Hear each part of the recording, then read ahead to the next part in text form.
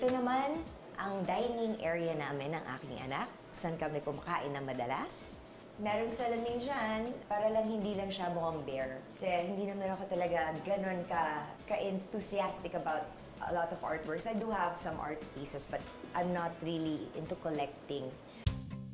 Ito yung sinasabi kong isa sa mga pieces ko. It's a Hamza painting that my daughter likes. Bukod sa Hamza painting, ang painting ng kanyang inang si Rosemary Sonora ang isa sa mga pinakapaborito raw ni Cheryl sa kanyang tahanan. Ilang hakbang naman mula sa dining area, makikita ang isang piano. Bigay raw ito sa kanya ng kanyang amang si Ricky Belmonte. Nasa rurok ng kanyang kasikatan noon si Cheryl nang lumipad siya papuntang Amerika para magtanghal ng konsyerto. Di raw niya akalaing ito pala ang magiging daan para makilala niya ang kanyang naging kabiyak na si Norman Bustos. Nagsimula ka at 4 years old, 5 years old, tapos tuloy-tuloy na yung career mo hanggang nag-peak ka when you were a teenager, and then bigla kang nawala sa showbiz. You know, there's such a thing as burning out. Na-burnout ka. Yes, and I guess because of all the hype, because of all the pressure that you get, di ba, na you have to stay on top. Anong edad mo nung na-burnout ka na sa showbiz? Na-burnout ako, probably I was in my early 20s. I was in my early 20s, and that's about the time that you also want to find out kung meron kang soulmate, di ba? I mean, about that time. Kung meron kang Mr. Dream Boy. Kung meron ka talagang Mr. Dream Boy, ganyan. And then, every girl dreams of finding their Prince Charming, di ba?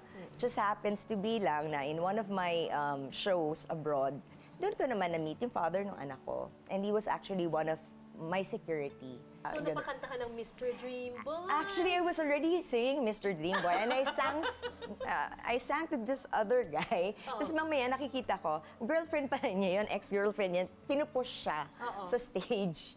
Get him, ganon. And then he courted you? Yes, he did. From that time on, hindi na ako pinakawalan. Anong naging reaction ng manager mo, ng pamilya mo? Of course, my dad was worried. My brothers were worried.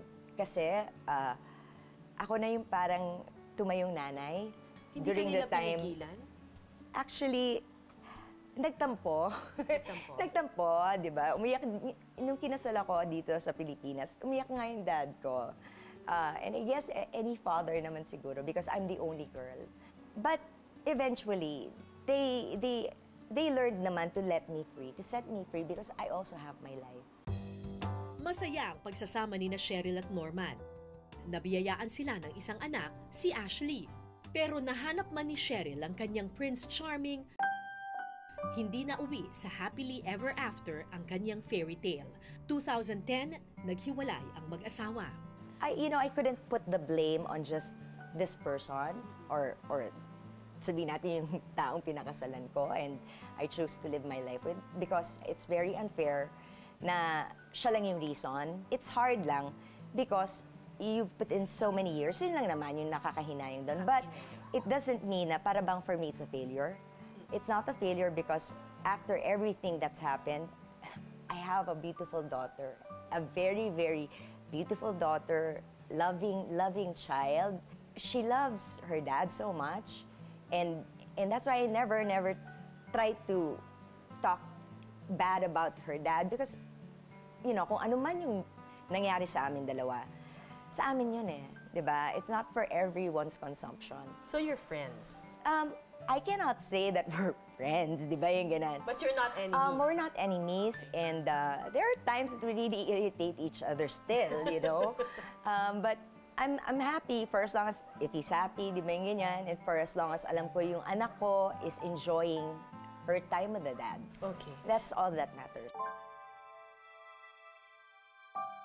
Ang mama ko ay isang mabait, loving, selfless na babae. Favorite namin gawin, minsan manood ng mga movies together in the cinema.